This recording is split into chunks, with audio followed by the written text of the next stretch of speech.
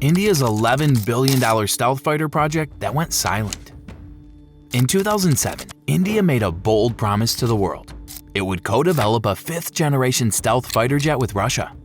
The project, known as the Fifth Generation Fighter Aircraft, or FGFA, was supposed to catapult India into the elite club of nations capable of producing their own stealth combat aircraft. The cost? A staggering $11 billion. The goal? A twin-seat stealth fighter based on Russia's Su-57 platform, but with Indian-designed systems, avionics, and weapons. The reality? After more than a decade of missed deadlines, escalating costs, and deep mutual distrust, India quietly pulled out of the program in 2018. No official funeral, no big announcement, just silence. This is the story of India's stealth fighter project that vanished into thin air. A tale of ambition, geopolitics, bad procurement habits, and a painful reminder that building a next-gen fighter is as much about partnership as it is about engines and radar. In the early 2000s, India began facing a stark reality. Its MiG-21s, the workhorse of the Indian Air Force, or IAF, were rapidly aging. The Su-30 MKIs had been a huge success, but India needed to look ahead. It needed stealth, network-centric capabilities, and indigenous defense growth. The US wasn't on the table yet.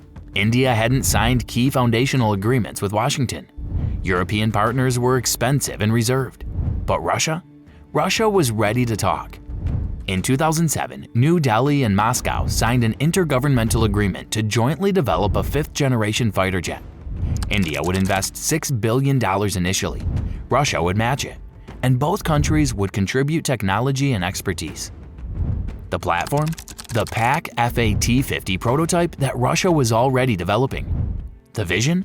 A customized version called the FGFA, which would be used by both air forces but tailored to Indian needs. The announcement came with major fanfare. India claimed it would receive its first prototype within 5 years, begin serial production by 2022, and ultimately field over 200 stealth fighters. This would become the backbone of the IAF. But almost immediately, things began to fall apart.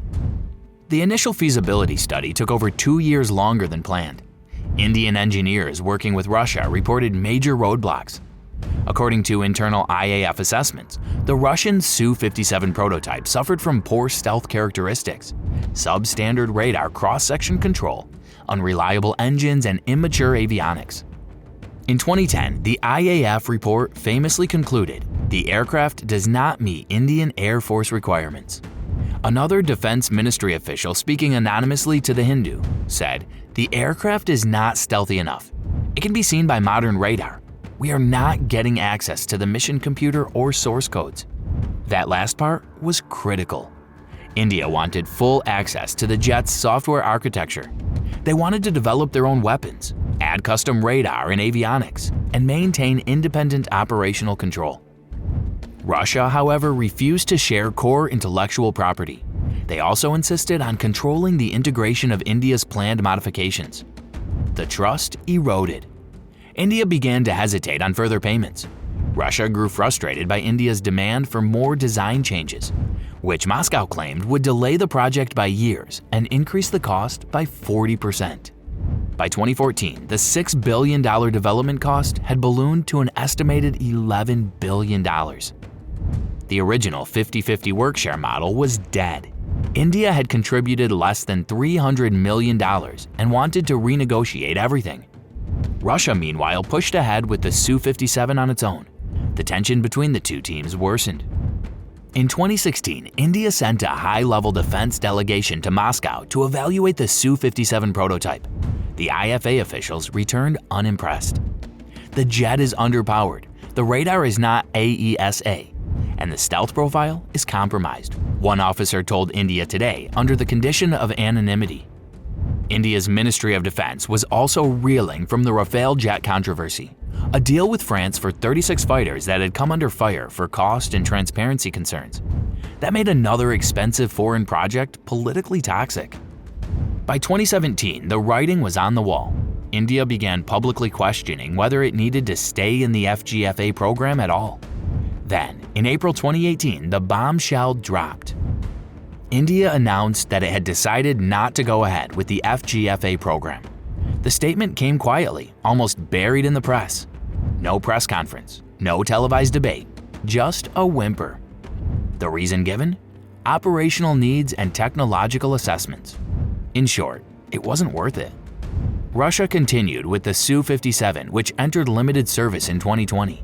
The aircraft has since undergone improvements, including the integration of new Izdilai-30 engines, updated radar arrays, and improved avionics. But even Russia has admitted the Su-57 was not a full 5th-gen fighter by Western standards. Its radar cross-section is higher than the F-35. Production is slow. As of 2023, Russia had only about 20 Su-57s in service. With sanctions, supply chain issues, and Ukraine draining resources, it's unclear how far the Su-57 will go. India, meanwhile, decided to look inward. After ditching the FGFA, India turned to its own stealth project, the Advanced Medium Combat Aircraft, or AMCA. Designed by the Defense Research and Development Organization, or DRDO, the AMCA is envisioned as a twin-engine, stealth multi-role fighter that combines elements of 5th and 6th generation design.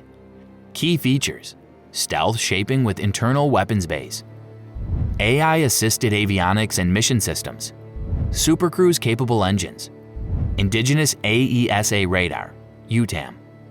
The goal is to produce 5 prototypes by 2028 and enter serial production by the early 2030s. But skepticism remains.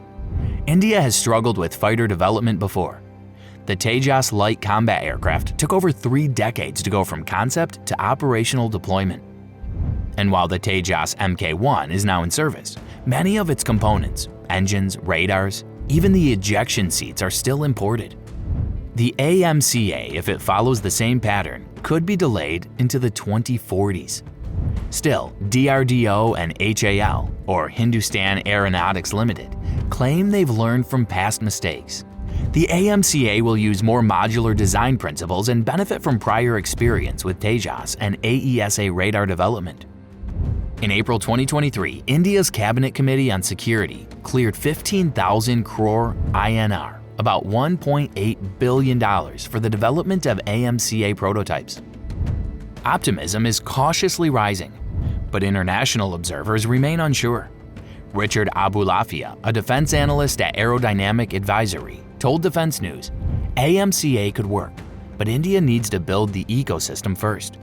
Right now, they're trying to skip steps. The FGFA project failed for several reasons. 1. Over-reliance on a partner with conflicting interests. Russia wanted to build for itself. India wanted a joint venture. That fundamental mismatch doomed the project. 2. Lack of transparency.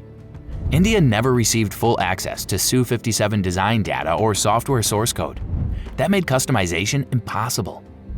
3. Changing threat environments. India's defense priorities shifted toward border tensions with China and Pakistan, where multi-role fighters and drones mattered more than stealth. 4. Strategic alignment. India wanted export rights. Russia did not agree. India wanted technology transfer. Russia wanted royalties. 5. Budget shocks.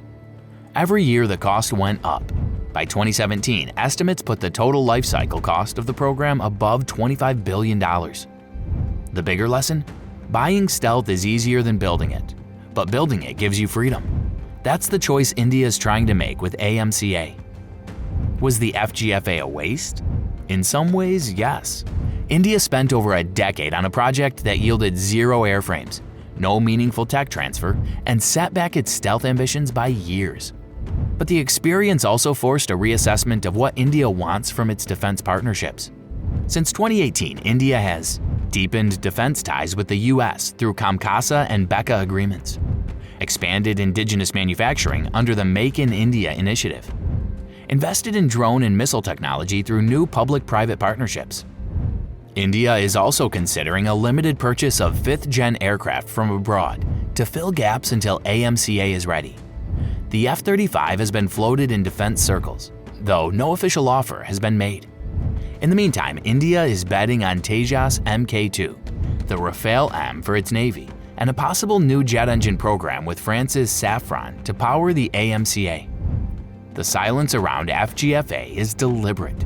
It's the silence of a strategic shift, from dependency to autonomy, from joint ventures to sovereign capability. Whether it pays off depends on whether India can finish what it starts. Stealth fighter programs are like marathons in a thunderstorm. You need endurance, vision, funding, political will, and partners you can trust.